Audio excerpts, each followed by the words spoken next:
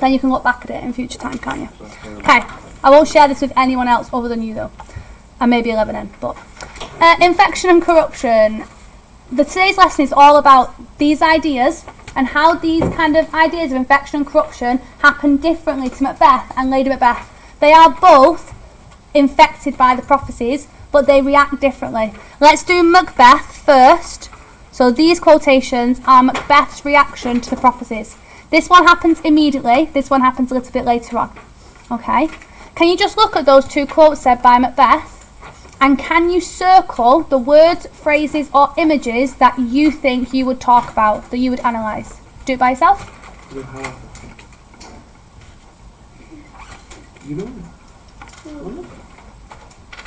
you do like a phrase? Yeah, it can be a phrase. Alright. Use your pen. So you're choosing what you would select yourself.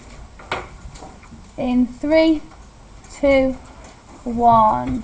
Okay. Kayla, at the front, what would you pick? For any? You would say what, sorry? Deep desires. Okay. What else? Oliver. Yeah, I'll do light. Favour? Yield to that suggestion. That's the whole quote. Pick one word. Yield. Good. Yeah. I'm just going to add black there. I agree with all of those. I think those words, those images, those phrases give us the most analysis. So well done there. Let's start with yield to that suggestion. He is referring to the prophecies here. He's heard the prophecies. Remind me, the prophecies tell him that. Tell me the main prophecy. Tells him he'll become king hereafter. King. So remember that. He receives the prophecy of king, and he says, why do I yield to that suggestion? Why do I yield to that prophecy? To yield means to surrender. To stick with. What does that suggest about Macbeth's morality? Immediately, is it stable or is it destabilised? Destabilised.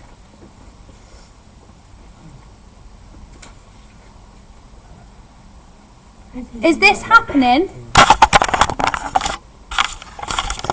Is this happening internally or externally? Rabia, is this happening internally or externally? So internal means inside, external means outside. External would suggest that he's acting on it. Internal would suggest he's thinking and feeling it. Which one is he? He's internally thinking and feeling it. Okay? Does that say surround or surrender? Surrender. To yield means to surrender, which suggests that Macbeth's internal morality has been destabilised. This is internal corruption. Has Macbeth started to act on his corruption? Not yet. That's really important. He feels it on the inside, but he doesn't act on it straight away. He actually tries to conceal it. He tries to hide it. Okay? So later in the play, in Act 2, Macbeth says, "Stars, hide your fires. Let not light see my black and deep desires." What are Macbeth's black and deep desires? Favour. The wish to kill Duncan. Yeah, so his unchecked ambition. His black and deep desires is his unchecked ambition to be king. Why is wanting to be king wrong? Why did he call it a black and deep desire? Because of the thing that he needs to do. Because of the thing that he'll need to do to become king, and the fact that he is not chosen by God. He knows that to do this, he will have to be malevolent. Yeah, he will have to commit regicide. And that's why they're black and deep desires, because having desires is not wrong, but having black and deep desires suggests something is wrong. Okay? They're kind of, these desires are hidden in darkness and evil. Okay?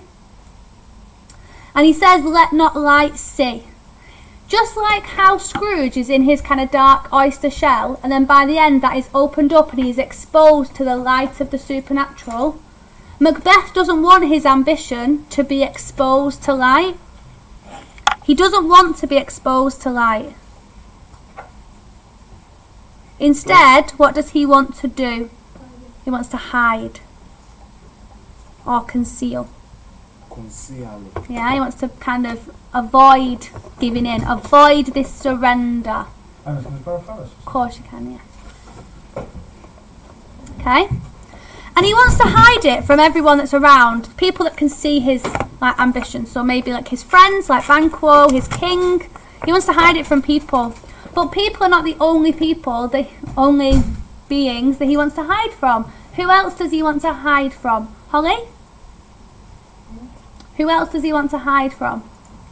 If he says stars, hide your fires. Yeah, why do you think God? Yeah, but what word makes you think God? Good. So stars make us think of heaven, which makes us think of God's light. Yeah, God saw the light and it was good. That's in the Genesis of the Bible. It is in other texts as well. It's this idea that he doesn't want God's light to see his black and deep desires. He doesn't want God to see his sinful thoughts. I don't want to say this story while it's recording, but I will do. When I was 6, I accidentally stepped on an ant, and Mr. Naylor bullies me about this all the time, but I went home from school crying my eyes out because I had killed one of God's creatures, and I thought that meant I was going to hell. And I honestly cried my eyes out. And then I learned that there is such a thing as a food chain, and it was okay, and I wasn't going to go to hell. But he mocked me so bad. Okay, so lots of us want to hide. Lots of us want to hide our sinful thoughts from God. Okay, but Macbeth is not just hiding. I accidentally killed an ant. He is hiding regicide and murder, and he's trying. Listen. He is trying to hold on to his morality. So Macbeth is infected by the witches. Is he immediately corrupted? No. So he is infected, but he is not immediately corrupted. Okay? Lady Macbeth, however, very different. I'm going to move on when you're ready.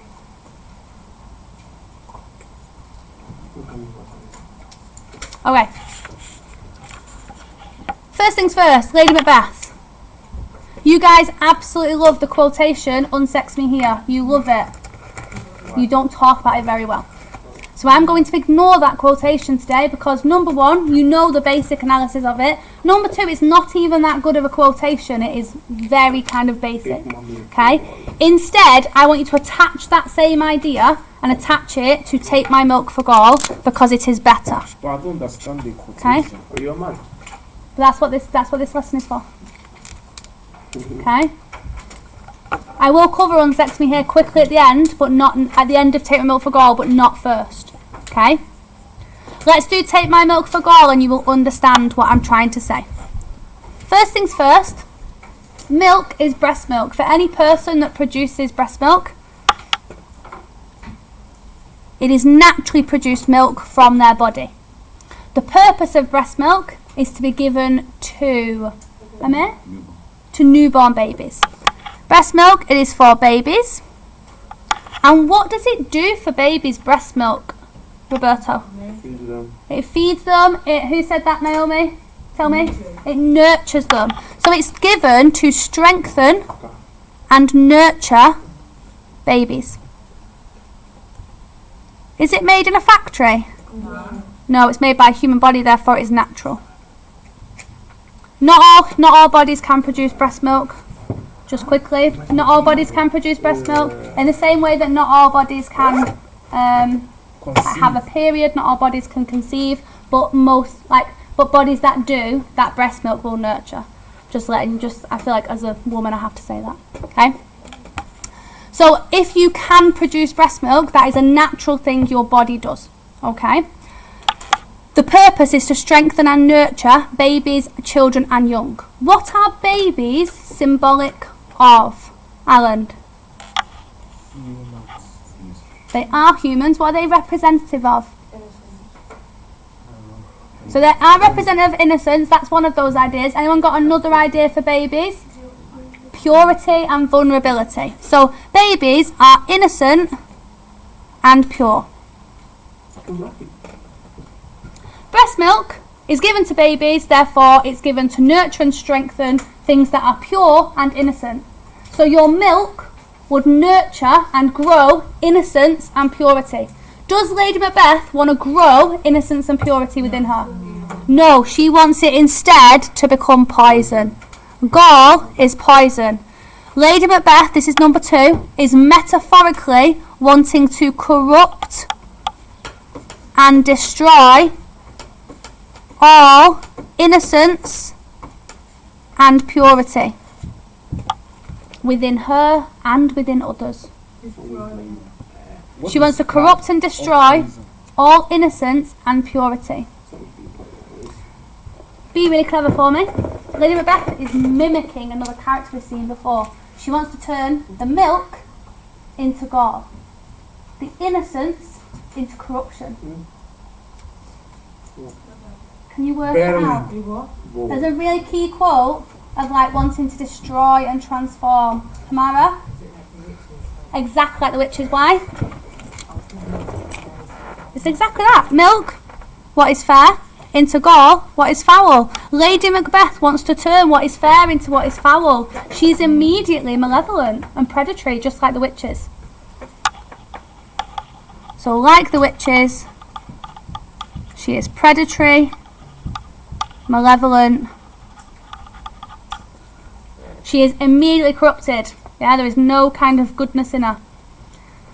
And when I talk about rejecting the natural, that's what Unsex Me Here represents. She is willing to be stripped of her femininity, reject her natural kind of self, and become unnatural. I'm becoming. Not become a man. That is the reason I hate that quote. It is taught wrong in many quotations. Right. Because back in the day, you couldn't have like She- idea of like Sure, Sam. When she says, strong women. yeah. Like, no, well, there are many trans there are many trans women, there are many trans men, right? Transgender is something that has been around for longer than like history itself. There are evidence of transgender people that go all the way back to like past Roman times, Egyptian times. It definitely exists, okay? There are references to transgender people in all religious texts. They just might be omitted from those texts in certain places, like America. Not to be mean to America. The thing I'm trying to say to you is, Unsex Me Here, in the time this was written, man equals power.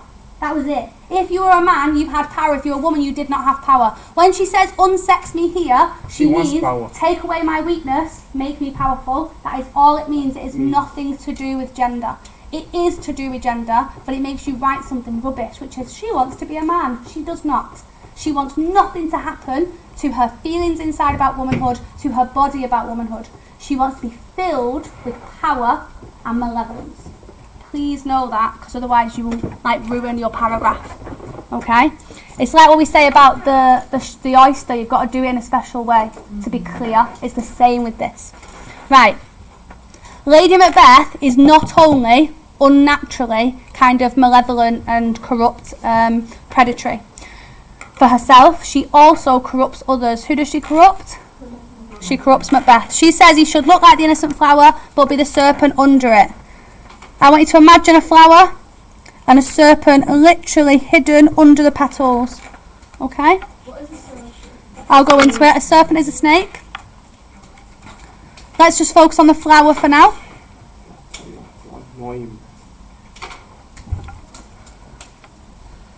Okay. First things first, flowers are beautiful, delicate, fragile. She says, fiendishly, evilly, to Macbeth, she says, look like the innocent flower. So she wants Macbeth to have an appearance that is like an innocent flower. Appearance of weakness, trust, and something, I want to put delicate for you guys, of weakness, trust, and gentleness. Something gentle, that can't harm you, it's just a flower. She wants Macbeth to put on a false face. What does that mean? A facade. Facade. She wants him to wear a facade of benevolence, to seem good and moral. So his appearance is like an innocent flower. Weak, trustworthy, gentle, a facade of benevolence. Why? Why does she want him to wear that facade of benevolence? So he can commit regicide, so he can conceal his malevolence and sin in order to commit regicide.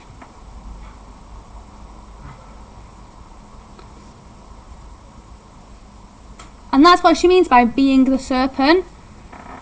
But I want you guys to get full marks on this paragraph. I want it to be the best paragraph you ever write. I want this paragraph to be in as many essays as you possibly can. One question.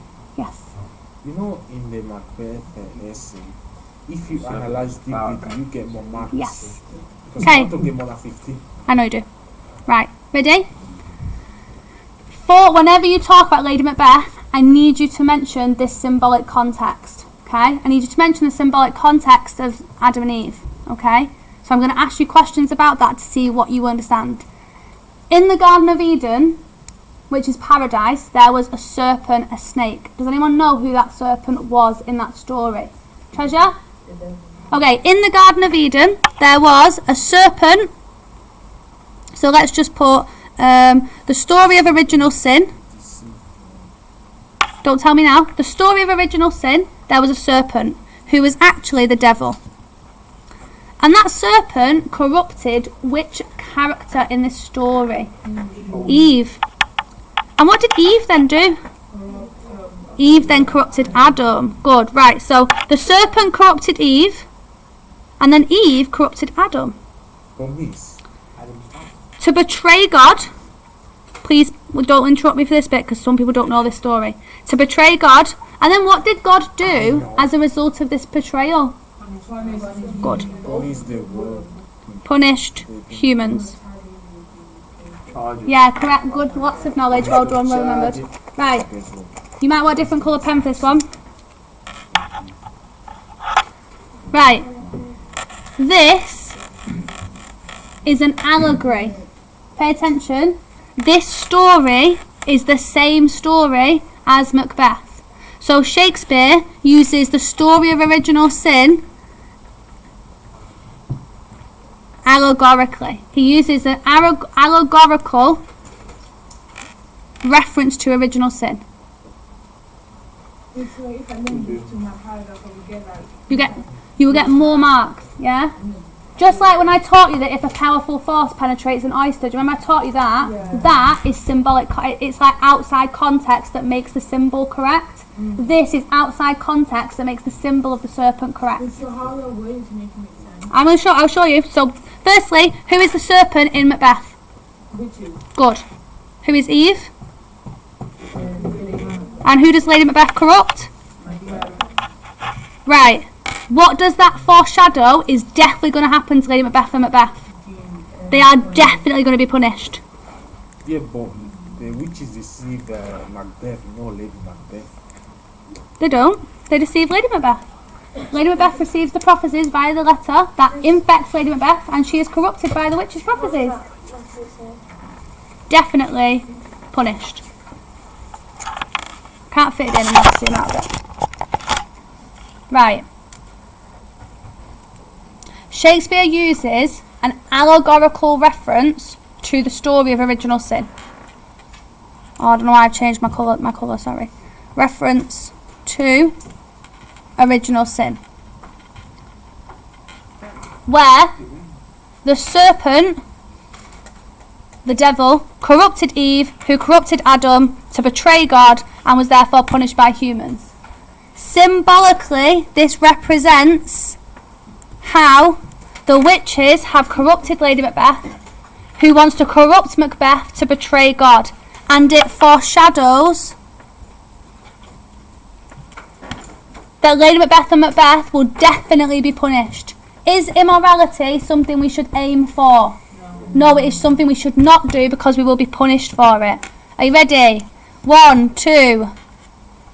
2 is the, so 2 is that allegorical reference, then you would go 3, then you would go 4, then you would go 5. That is the order you would talk about it in. So you say Shakespeare makes an allegorical reference to the story of original So sin. which is corrupted Macbeth and then what? The witch is corrupted Lady Macbeth, Oh, who in turn corrupted Macbeth, which foreshadows how both Lady Macbeth and Macbeth will be punished for their sin against God. Yeah. Where here? Number 4. Right, so I'm just going to read it through. I want you to listen to me. Okay? So, Shakespeare makes an allegorical reference to the story of original sin, where a serpent, a positive devil, corrupted Eve, who corrupted Adam to betray God. And so, both characters were punished. Here, this symbolically represents how the witches, a positive devil, corrupted Lady Macbeth, who in turn corrupts Macbeth, and therefore foreshadows that both characters will inevitably be punished. And it allows me to then show that punishment. I show their sin, I show their punishment. If I'm ever talking about Macbeth or Lady Macbeth, I definitely want to mention this because it's about both of them, and I get that context in about punishment. Yeah. I put definitely punished, but you can put inevitably punished. Okay? That the main thing about this play is that transgression, immorality, sin will be punished. Yeah? You will die, you'll be destabilised, you will go to hell. Okay.